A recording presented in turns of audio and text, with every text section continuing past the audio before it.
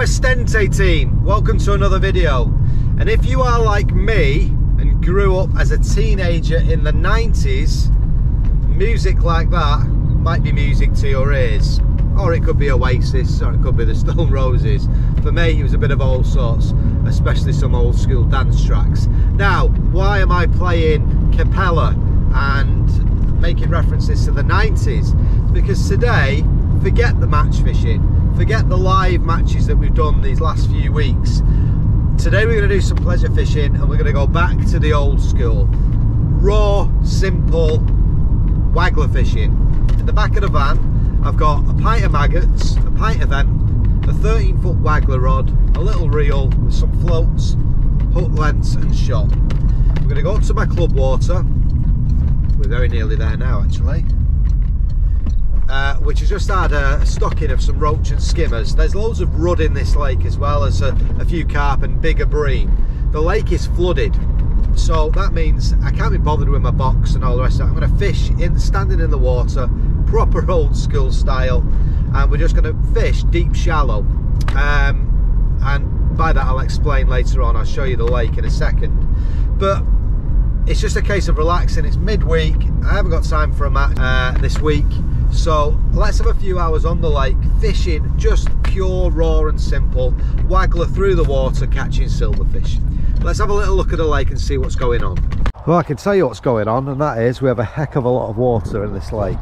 It's normally 15 foot deep. It's going to be a little bit extra with this extra water on. The pegs, well, I can't even get down to see it. But essentially where this line is here, where I'm drawing my finger, is the edge of the lake. The water comes right the way to the edge here. So there has been so much water going in, it's unbelievable. It's a typical start of spring weather where it's 12 degrees but it doesn't feel it. That is for sure. We're definitely in that sort of transition period of sort of winter into spring. I can tell because I'm all bunged up. So actually it's still woolly hat time, it's still thermal sock time, but I'm having to start to take the old antihistamines as well because the hay fever's kicking in. So it's a funny old time. Water temperature, I checked one of our other lakes yesterday, it was 12.9 degrees. So we are more than above that threshold I mentioned on the last video for fish to feed, so we should be okay. But again, if we look at this here, the edge of the lake is this line here where my finger's going along. Look how much extra water that we've had. The lake isn't quite level, hence why the majority of the water is flooded this way. Something that we'll have to work on in the future, but I can't believe it. You'd normally drive up this part here around the edge. Anyway, we're gonna have a little fish. Let's get set up. We're looking for roach, we're looking for rudd, perch, skimmers. We want to try and avoid the carp really. There's one or two in here. Let's see how we go. Let's get set up. Right team, let's have a little look. The whole thing reeks of retro. Right, here's the setup. What's the thinking? So I didn't want to be on that wind. I want comfort and pleasure fishing whilst I can choose. So where them geese are over there, didn't want that. So, but I want some ripple, so I'm on the edge of the ripple. It's coming over my right shoulder, so it will aid my casting. It'll get me out there with a lighter float, and I think the fish will want to be under a bit of a ripple. So what we've got set up: landing net, keep net, pint of red and white maggots, well a little bit more than a pint there, a little bit more than a pint of hemp, with a bit of chili in there, chili hemp. What's this? So red, miracle, pellet crumb. Why? Well, I've slopped it up because sometimes on here specifically, well most venues, a little bit of slop in the water. Just show you out there actually, the water's quite clear. Bit of cloud can attract those silvers, so if I need to I can ping little nuggets of slop out there with the catapult. And in my bag, not a lot, some spare floats, drink, hooks to nylon, shot, spare catapult and a brew. All my sandwiches. That is it, simple as. What about the actual kit itself? Well, rod wise, cheap and cheerful. It's a Shimano Aero X1 13 foot. It's like 40 odd quid I think it cost. A little Cadence 3000 size reel, £4 line, Daiwa sensor. We've got pre-tied, well I've just shown you, it is starting with a silverfish maggot Drennan, so it's a 12-inch hook length, 0.12, £2.5 line, size 16 hook, and then we've got 1, 2, 3 number 10s down the line, starting off about 3 foot deep, and then the best of the best when it comes to wagglers in my opinion, Drake floats, made from where I'm from, Failsworth in Manchester. This is there's 1.4 gram in the base and I've added 1.2 gram down the line, so it's 2 BBs and a number 1 and those 3 number 8 telltale shot. It is as simple as you like. Say the lake is 15 foot deep down the middle, it drops off to about 5 foot at the end of my keep net, similar across against the island, it'll be about 5 foot against the island. I want to fish through the water, so as I say, starting at 3 foot, I can always add a little bit of depth if I need to, or come up if required. So let's have a little fish and see how we go, eh? Right team, we're in water, as they say around these parts. Fishing about 3/4 of the way across. Pouch of hemp, pouch of maggots. The wind's getting a little bit annoying, as is my blocked up nose, but not a lot I can do about that. So if need be, my float starts drifting too much, then I can put a bigger float on. Got a float adapter on, so I can change quite quickly. But just to show you, I don't need to cast that hard at all because the wind's taking it. See, that's drifted to the left, so I might have to put a bigger float on if this carries on. I'm just going to punch it a little bit more. That's better. Perfect. So about 3/4 of the way across, because I don't want to be tight over. I don't want to be against the island where it's about 4 foot deep. It's quite snaggy over there. What I want is I want to be fishing on the shelf. So where I've just cast, I envisage is probably about 8 foot deep. So I'll be fishing about half depth just there. Another thing with this wind and this float, why I might need a slightly bigger one, is I'm struggling to see the shot register, so I need to know when those number 8s have taken up.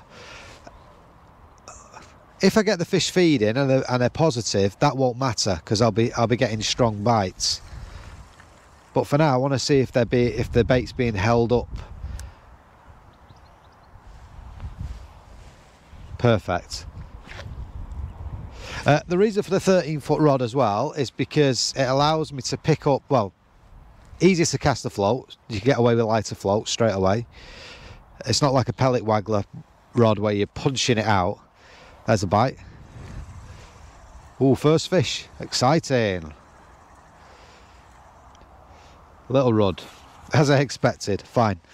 Yes, so it allows you to sort of use lighter floats, but also picking up on the strike a lot quicker. So that's a good little start, a little rud. What we want to be getting into is these roach that have been introduced recently. Some of those are a decent stamp. So I want it to be as simple as a pouch of maggots and a pouch of hemp and we're good to go. But we know it won't be that. Fishing is never that straightforward. So we're going to have to work at it. We're going to have to go through different depths, I'm sure, and work around whatever's happening on the day. Right, 15 minutes in. Things are going to plan. Pouch of hemp, pouch of maggots, fish are there, 4 foot deep, getting bites. The only thing I've picked up on straight away is to use double maggot, just making my bait stand out a little bit more than the feed. Just 3/4 of the way across, you know, fishing probably 10 foot of water there, and the fish are up, the rud anyway. So the next task is to work out where these roach are and the feeding pattern. I can't sustain a pouch of maggots every chuck. I haven't got enough. I've only got a pint or so. So I want to attract them in, but then I want to work out how to maximise the little bit of bait I've got, whilst also trying to attract roach. But that's why I've got the hemp. So let's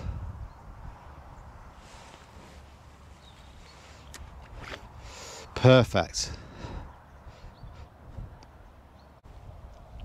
And the bite is coming on the settle. So pretty much as those shot have settled, there's a bite. Now what's this? It's all rudd so far, as is that.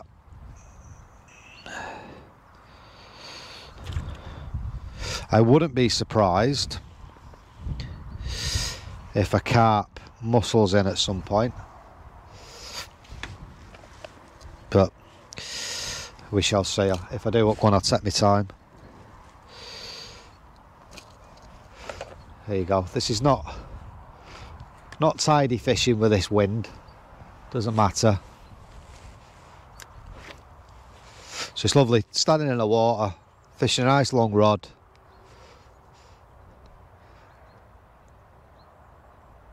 Hitting those bites. I haven't missed a bite yet.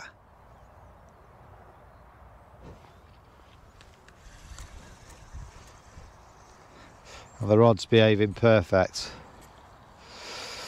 There we go. Right, let's continue. See if we can't get these roach, because that's another rod. I told you the matchman in me would come alive. I could be quite happy, I should be quite happy, sitting here catching those little rudd every single chuck. But because I know, that's a terrible cast, but because I know that we've put some roach in here, decent stamp, little skimmers and whatnot, I want to catch them. So I've gone down to about 6 foot now. I've added another number 8 down the line, hoping that my hook bait can sort of get past those rudd. That's my theory. My theory is those rudd are in the top 2-3 feet. They're grabbing my bait as soon as it, let's see, this is my first chuck at 6 foot, and that's better. What's that? It's got to be a roach. Come on, is it a roach? Yes, it's a roach. My theory worked. Doesn't always work, promise you that. And it's a bit of a netter. Lovely stuff. So those roach, beautiful, are obviously sat underneath those rudd. That was my theory. It doesn't always pan out that way, I promise you. That was my first chuck at 6 foot deep. And I think it's that hemp should be getting past the rudd. I reckon the rudd are scoffing the maggots. See, that'll be a rudd. Yeah, that's not got through them. I reckon they're scoffing the maggots, but there will be a few grains of hemp getting past. And those roach sat underneath it. So, let's see if we can do it again. Should be happy catching anything, but it's just not what we do. When you're used to fishing matches, competitions, you're always thinking about bigger and better. That's come off. Maggot folded.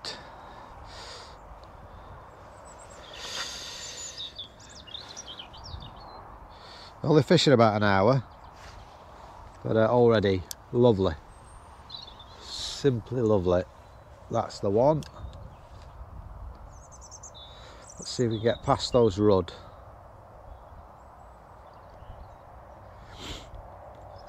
I mean, we're not fishing tidally at all. That's a better fish.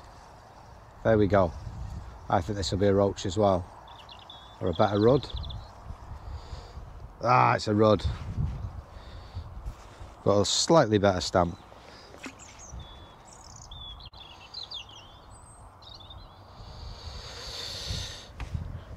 So what do we think? What do we think? What do we think? We could bulk those shots together, try and bomb it down a little bit. Those droppers. Could put on a bigger float, more weight down the line.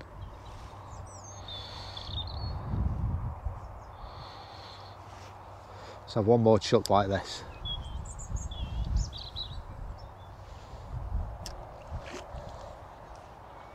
Yeah, we're not fishing tidy here at all.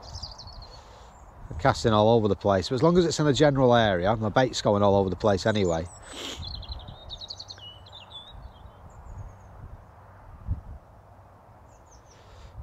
So that'll still be sinking.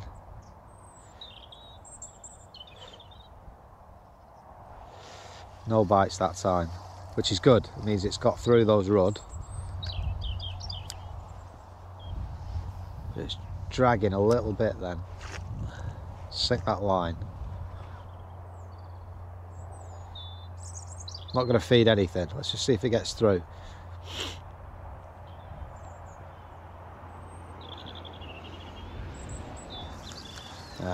This.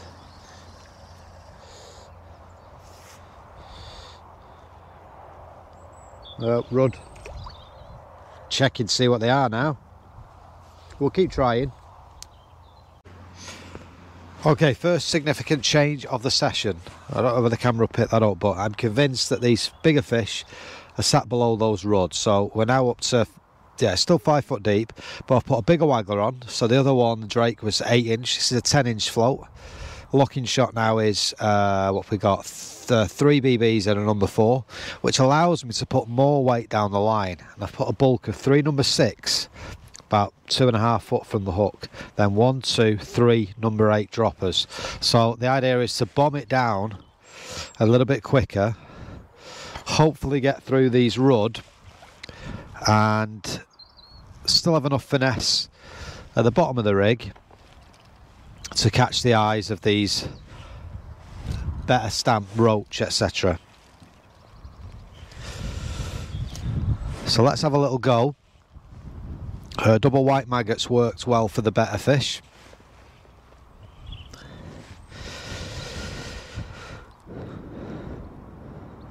And it should cast a lot easier as well in this wind.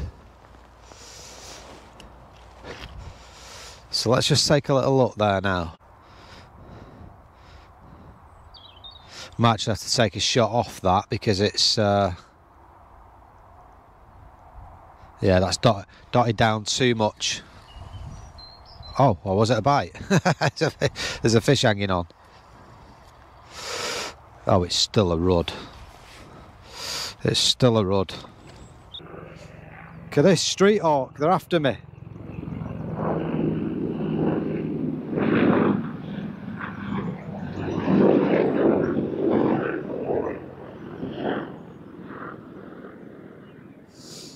Street hawk was a motorbike, wasn't it? What was the 80s programme with the Airwolf? Airwolf.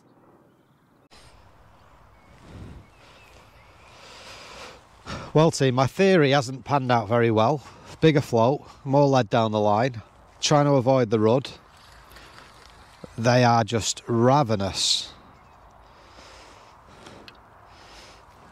It's now sort of getting attacked as soon as it hits the surface. I'm surprised I'm not seeing them swirl when I feed the bait. The back of my mind, my head's saying that those bigger fish have to be sat below all these rud. I've even got 3 maggots on.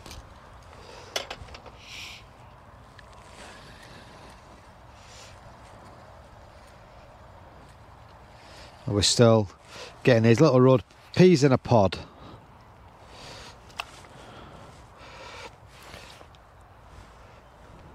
Lovely. Plenty of bites. Stood in the water, say straight as soon as it landed.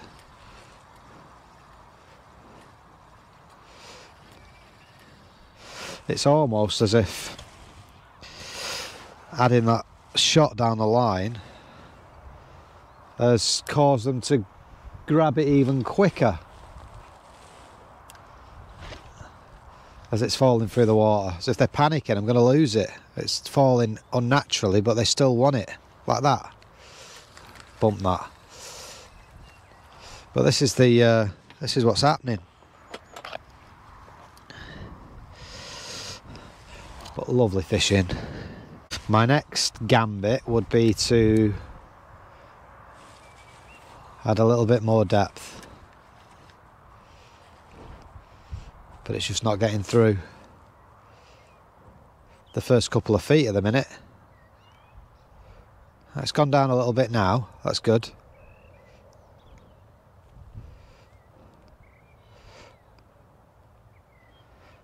That should be getting towards settling now. So that definitely got down to that 5 foot depth.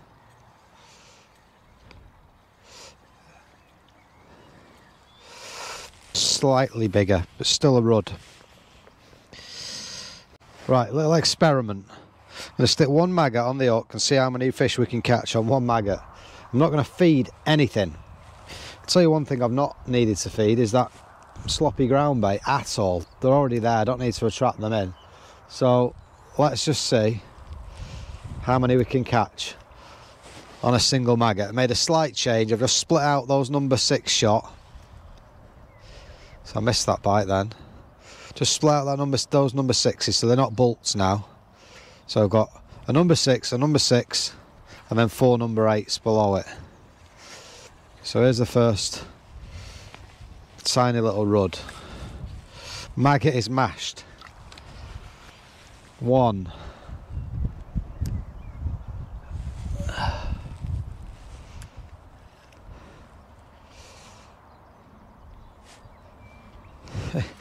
Crazy. 2.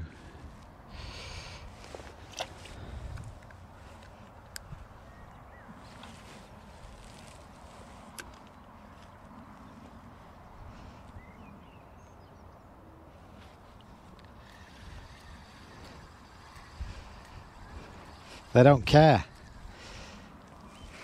3. I'm not feeding a thing. I'm going to be coming to the splash of the Waggler now. It's 3 on the same maggot. This is how you can catch them really quickly on the whip.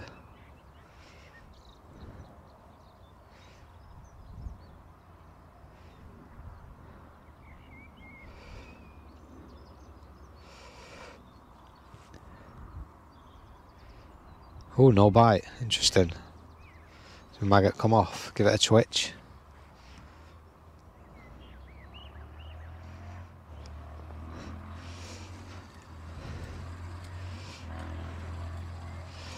Four. Ah, my maggot's gone. 4 fish on one maggot and I've not fed a thing. Try it again, I'm still not going to feed anything.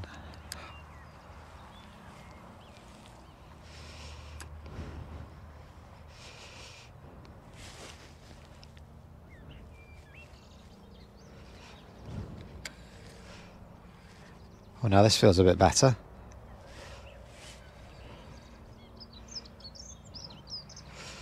Now then.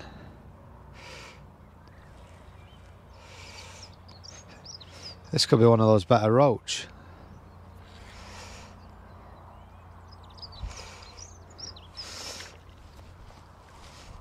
It is. That's foul looked. It's in the fin. There's no rhyme nor reason here as to what's going on. But that's a lovely roach.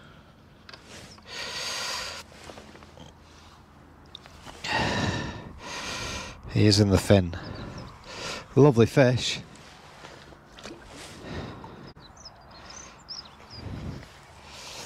Back to the challenge. Doesn't count, wasn't it in the mouth?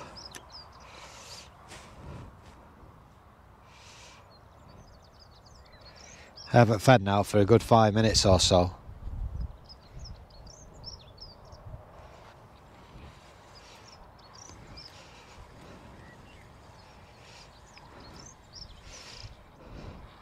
Feels a little bit better.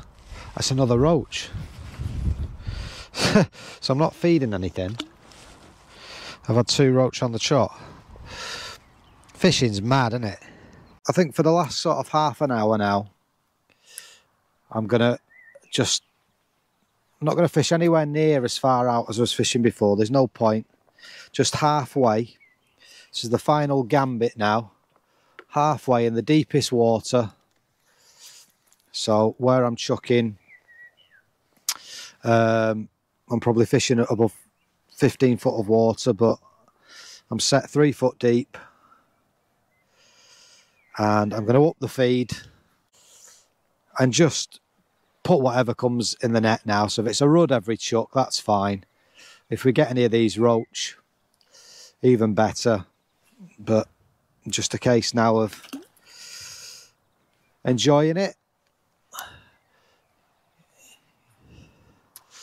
We don't need to fish that far out. I've changed my float back to my original 8-inch Drake. Just this one's got a blacked out tip. Makes it a little bit easier. Just sort of straight down the middle there now. Probably about 16 metres or so. You know, when you get these small fish going on the Waggler like this, you could never compete on a pole. You really are quicker. I mean, even better, of course, as we know now, because these fish are coming closer in, the whip would be devastating. So we'll do that next time. But for now,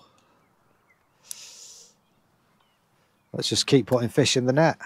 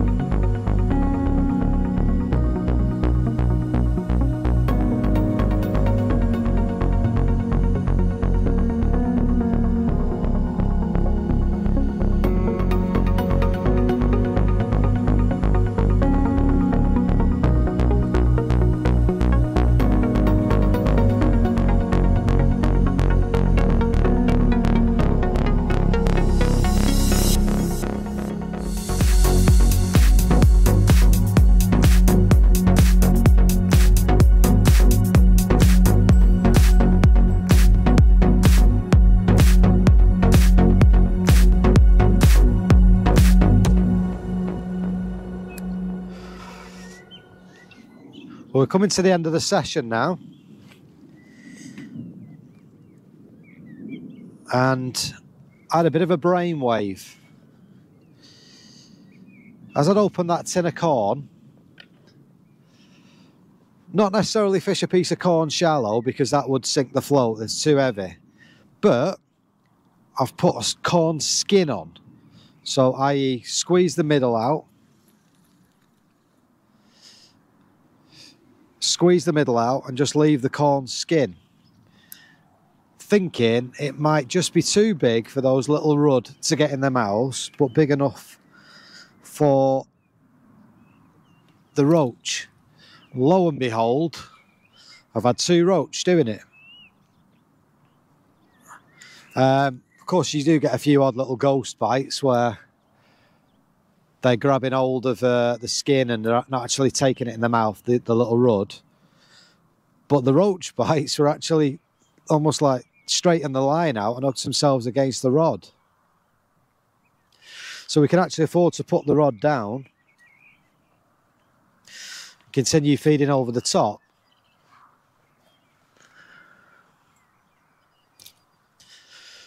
And just wait for that more positive bite. So this is what seems to avoid the tiny, tiny rudd, although we're having fun with them, and just single out those roach, which are obviously in and amongst what's feeding. You can see the float sort of bobbing and ducking and weaving. I've got a bit of bristle showing, so I can tell the difference. But when it does go, it has been those better roach.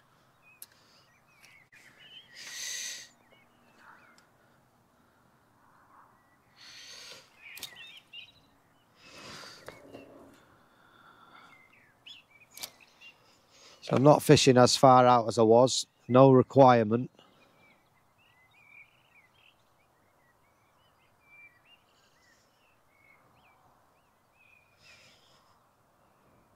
And we can almost just let it hang there, 3 foot deep. There we go. Is this a roach? We'll soon find out. It is. So a corn skin seems to just be too big for those little rudd. Better for the roach. So we've learnt something new, because in a few weeks' time we'll have our first match on here, and although it'll be a case of probably sticking anything in the net, if you want to be that little bit more selective, corn skin could be the way. Maybe even 4mm pellets. I haven't got any to try. Well, let's see. So that's 3 roach on the same corn skin. So I can put the rod down, I can feed, I can differentiate between those little rudd grabbing it and what's a proper bite. There's something playing around with it now, but I can leave it hanging 3 foot deep. And the roach don't seem to mind the fact that it's not falling through the water.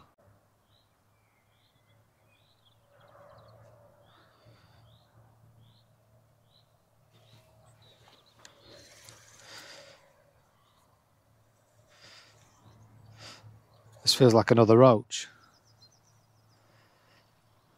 It is another roach. Corn skin.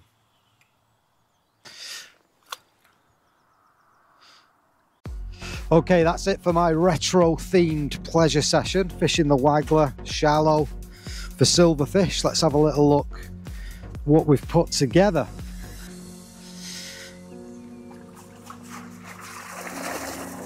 Nice little net. We've probably managed about, I don't know, 10 or so of those new roach, but